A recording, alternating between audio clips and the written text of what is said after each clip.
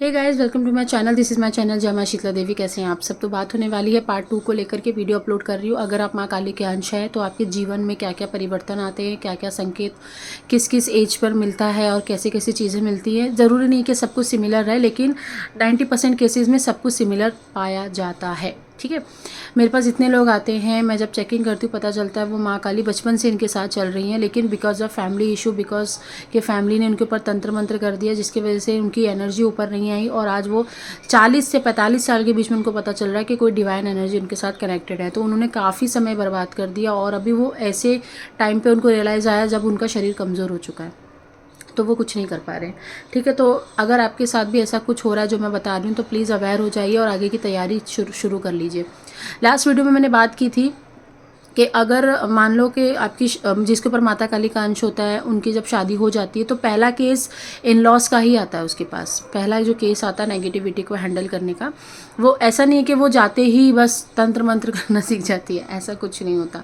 पहले केस का मतलब ये है कि उसको ये पता चल जाता है कि वो कोई प्योर एंटिटी है या कोई प्योर डिवाइन पर्सनालिटी है, कि वो नेगेटिव लोगों के बीच में नहीं रह पा रही है। उसको घुटन पैदा होती है, उसको झगड़ा करने की बहुत ज़्यादा अंदर से तीव्र इच्छा होती है। जैसे मान लो कि घर के किसी मेंबर्स के ऊपर ब्लैक मैजिक कराया गया है, तो उसको ना वो इंसान पसंद नहीं आएगा बिल्कुल भी, एक आंख नहीं भाएगी। ऐसा नहीं कि वो उसके लिए कुछ गलत सोचती है, ऐसा कुछ नहीं होता। अच्छा ही सोचती है, उसकी भी केयर करती है, अच्छे से रहती है, क्योंकि वो रहती ही इतनी अच्छी पर्सनालिटी है कि वो सबका ध्यान रखती है, अच्छे से रखती है उसको।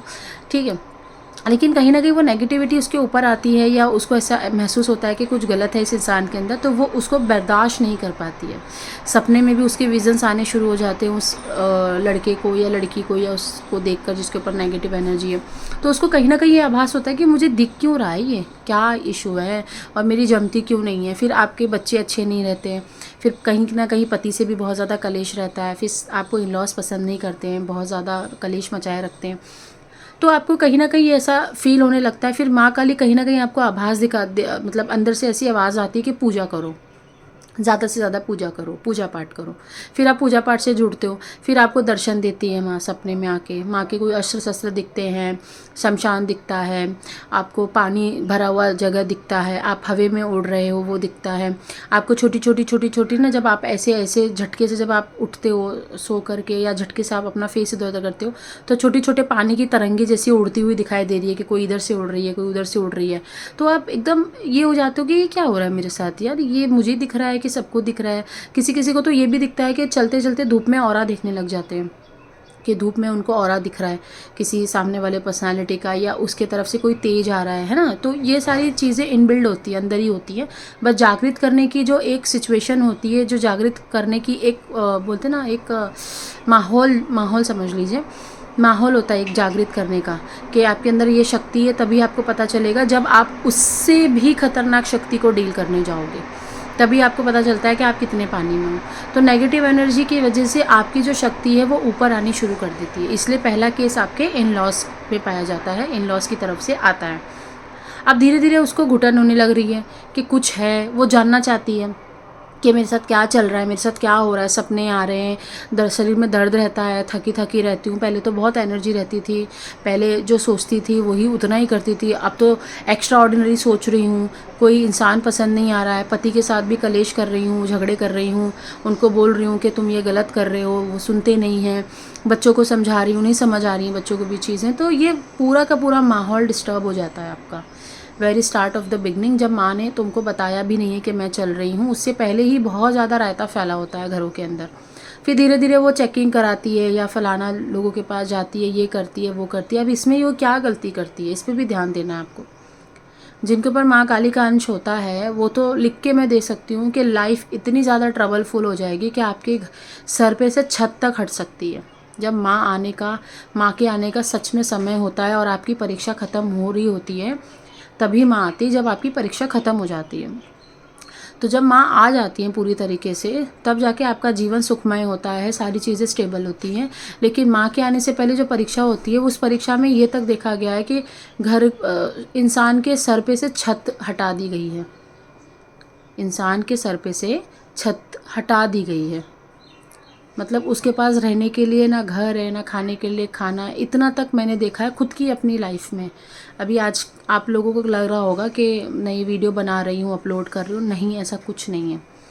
जो 10 साल जूते चप्पल पड़े हैं ना, वो मैं जानती हूँ और मेरा दिल जानता है। आजकल तो आप लोग मैसेज कर देते हो, जितने लोग मुझसे जुड़े हैं सब लोग नहीं करते हैं, बहुत स्मार्ट है मेरे जो अपने जो परिवार वाले हैं, जो क्लाइंट्स हैं मेरे सारे, वो सब मुझसे जुड़े हुए हैं।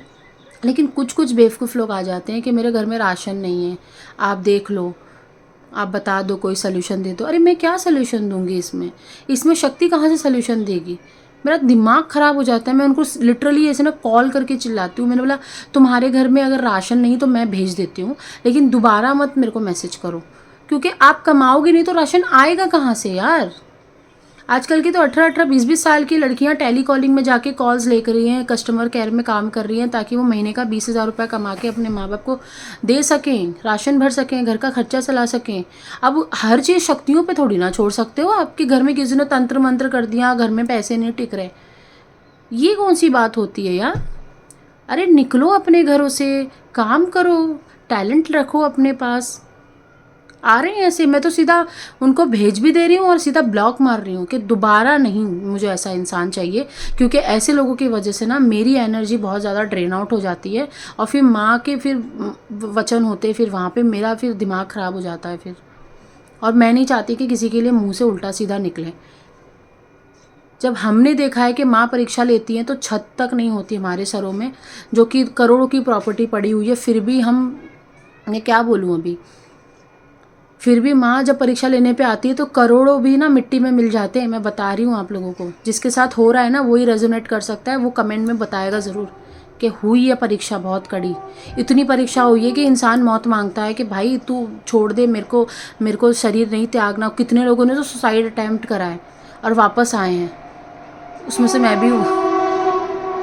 तो माँ ऐसे नहीं मिलती है भाई, माँ को समझ में आना चाहिए। समझो माँ को पहले कि वो कितनी बड़ी दिव्य शक्तियाँ हैं। वो तभी आपके शरीर पे पूरी तरीके से आएंगी जब आप एकदम पाप मुक्त हो गए हो।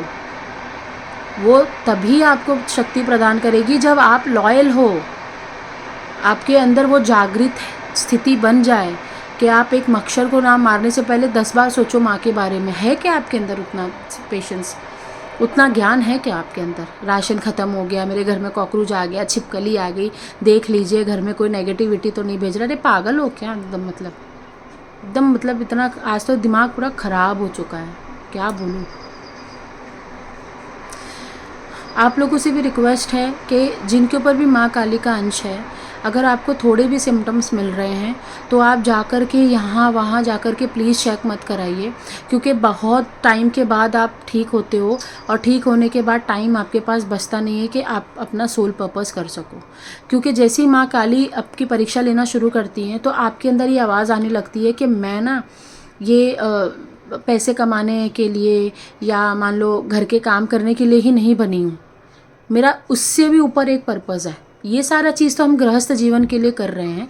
मैं लिख के दे सकती हूँ, जिनके ऊपर भी माँ का या बाबा का हाथ है उन सब के अंदर ये चीज़ पाई जाएगी कि वो पैसे कमाने में सक्षम बहुत है, लेकिन पैसे कमाने में उनका मन नहीं है बिल्कुल भी। ना कि उनका घर के परिवारों में बैठने का मन है, ना कि उनके परिवारों को कुछ करने का मन है। वो खाना उनको बनाना होगा ना, खाना बना के दे देंगी, लेकिन ना उनको ऐसा लगेगा कि मैं खाना अकेले ही बैठ के खाऊं। ये होते हैं माँ के जो लोग होते हैं ना, माँ ने जिनका चुनाव किया होता है, वो ऐसे लोग होते हैं। वो नीचे चले जाएंगे, डाउन पे जाकर आपकी सेवा करेंगे, लेकिन जब माँ आ जाती है ना फिर उसके ऊपर, जब माँ का पूरा अंश आ जाता है, जागृत हो जाता है ना वो, जब अंश मूलाधार चक्र पे, तो फिर वो ऐसी हो जाती है ना कि रानी लक्ष्मीबाई। मतलब आप मेरे से काम करा लो, मैं कर लूँगी, लेकिन एक शब्द नहीं सुनूंगी अपने आत्मसम्मान के विरुद्ध या माँ के विरुद्ध, और ना माँ आपके विरुद्ध सुनती है किसी के मुंह से। तो ये होता है माँ के अंशों के साथ। आप बहुत ज़्यादा डाउनफॉल में जाके जी रहे होते हो, बहुत ज़्यादा आपने कुर्बानी दी होती है बचपन से लेकर अब तक।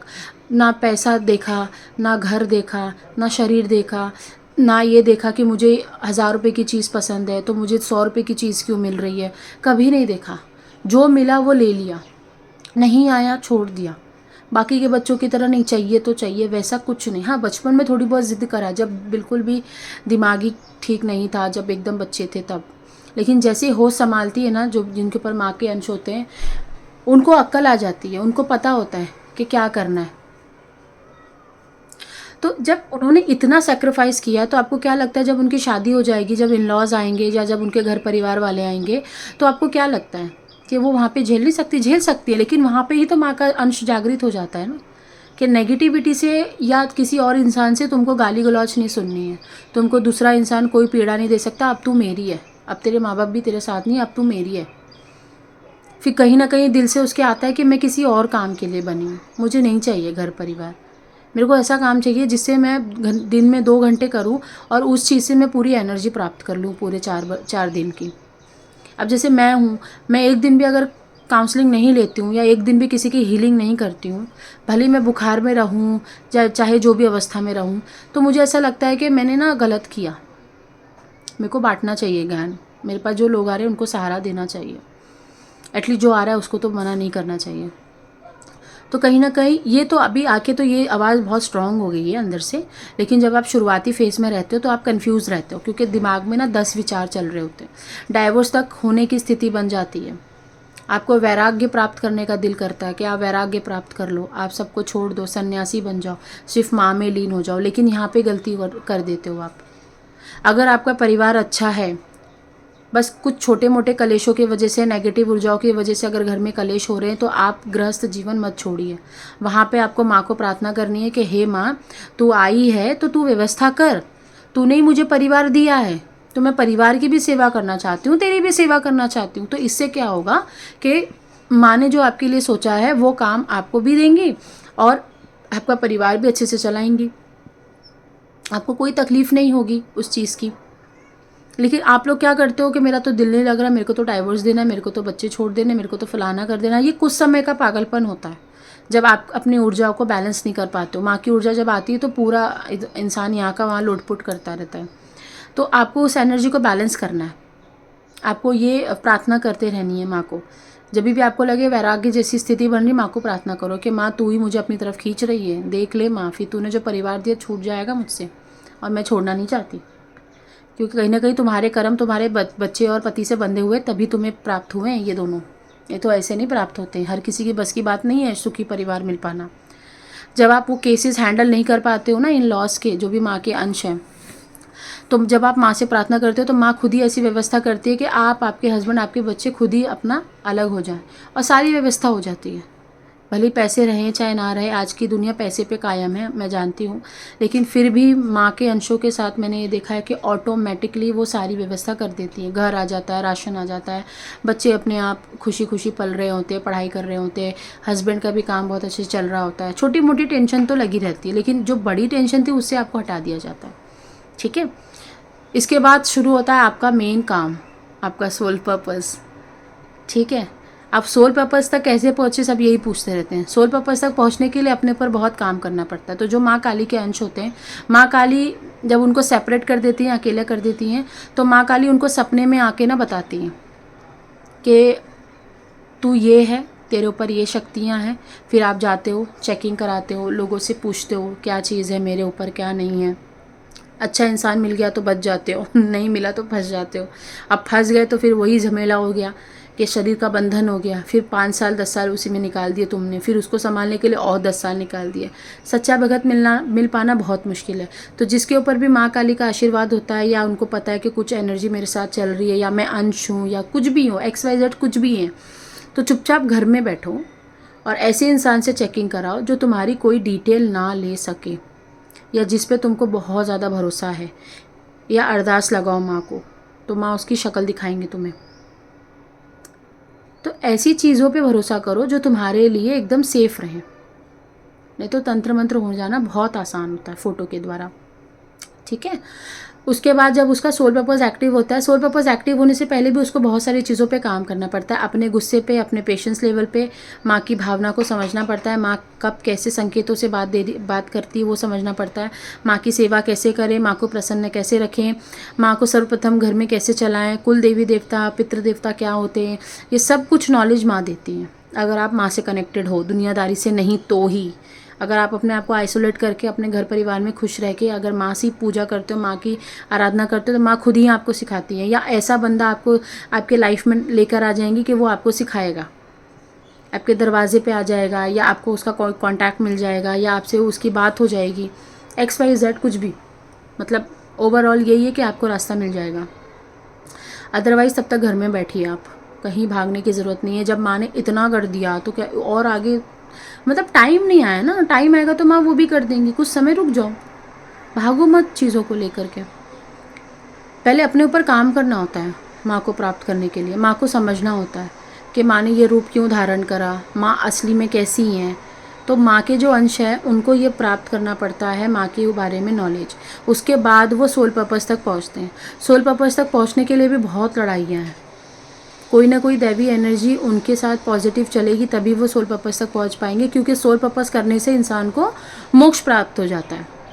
अब कोई तांत्रिक है, उसको देवी की सिद्धि मिल गई, लेकिन उसका सोल पर्पस था जन कल्याण करना, लोगों को बचाना नेगेटिविटी से। अब वो क्या कर रहा है, नेगेटिविटी दे रहा है लोगों को, तो ये उसका सोल पर्पस नहीं है। तो सोल पर्पस नहीं किया उसने, तो कहीं ना कहीं वो वापस जन्म लेगा, जन्म और मृत्यु के चक्र में आ गया, फिर से फंस गया। लेकिन अगर आपका सोल पर्पस एक्टिव हो गया है और आपको सपने आते हैं कि मेरा एक गौशाला हो, मैं गाय की सेवा करूं, या मेरा एक आश्रम हो, वहाँ पे लोग आए मेडिटेशन सीखे, तो ये आपको विजन्स आते हैं लिटरली, आप मानो या मत मानो। आपको ये सपने में दिखाया जाएगा। अगर आपकी थर्ड आई बहुत अच्छी है, आप कहीं का खाते पीते नहीं हो, किसी के पास जाते नहीं हो, किसी के दरबार में नहीं जाते हो, किसी के घर का खाना नहीं खाते हो, अपने सर पे हाथ नहीं रखवाते हो, टीका नहीं लगवाते हो, मीठा किसी के हाथ का दिया हुआ खाते नहीं हो, तो आप देखोगे कि आपकी ना सारे चक्र खुलेंगे और आपको इंट्यूशन पावर आएगी। माँ क्या बोलना चाहती है आपको सब बताएगी। सपने आते हैं, विजन्स आते हैं, आपको पता चलता है ये मैंने देखा था, फिर वापस 1 महीने बाद वापस देखा, फिर 2 महीने बाद वापस वही विजन्स आया, तो कहीं ना कहीं आपके सोल पर्पस से कनेक्टेड होता है। तो आपको वो काम करना ही करना है, भले आप पूरे दिन में 2 घंटे करो, ठीक है। तो ये बहुत सारी बातें हैं, पॉसिबल नहीं होता 10-20 मिनट की वीडियो में बात कर पाना। अगर कोई सच में फंसा हुआ है, उसको गुरु का भी साथ नहीं मिल रहा है, बेचारा फंस गया है, आप काउंसलिंग लीजिए, बात करिए। और आधा 1 घंटे की काउंसलिंग होती है। मैं अभी भी कह देती हूँ कि आधा 1 घंटा एनर्जी देना, वो भी बिना दक्षिणा के पॉसिबल नहीं होता है, क्योंकि शुरू में मैंने फ्री में देना शुरू करा था, लेकिन बहुत लोगों ने इसका मिसयूज़ करा, क्योंकि माँ ने मेरे को बताया कि लोग इसका फ़ायदा उठाते हैं, जो तुम दीक्षा उनको देती हो। और ये दीक्षा गुरु देता है, गुरु उसको बताता है क्या करना, और आप दे रहे हो तो आप कुछ ले नहीं रहे हो। तो जब हम कुछ लेते हैं किसी से, तो वो कर्मा कट ऑफ हो जाता है। भले 2 रुपया लेते हैं, 5 रुपया लेते हैं, लेकिन ये दीक्षा बहुत बड़ी है। मैं सोच समझ के ही देती हूँ, नहीं तो मेरे भी सर में दर्द हो जाता है। ठीक है ना, आप अगर फंसे हो, काउंसलिंग सेशन लेना चाहते हो तो ले लीजिए, नहीं लेना चाहते हो तो आपकी मर्ज़ी है। फिर मैं आप माँ को बस चलाना सीखो, बाकी की ज़िंदगी आराम से चलेगी, ठीक है। और भी बहुत सारे सिम्टम्स हैं, बहुत सारी चीज़ें हैं, जितना हो सकता था मैंने बताया। आई होप आपको हेल्प मिली हो, ठीक है। लोगों को शेयर करो, जो लोग इसमें फंसे हुए हैं उनको पता चलेगा। टिल देन बाय, नमस्ते।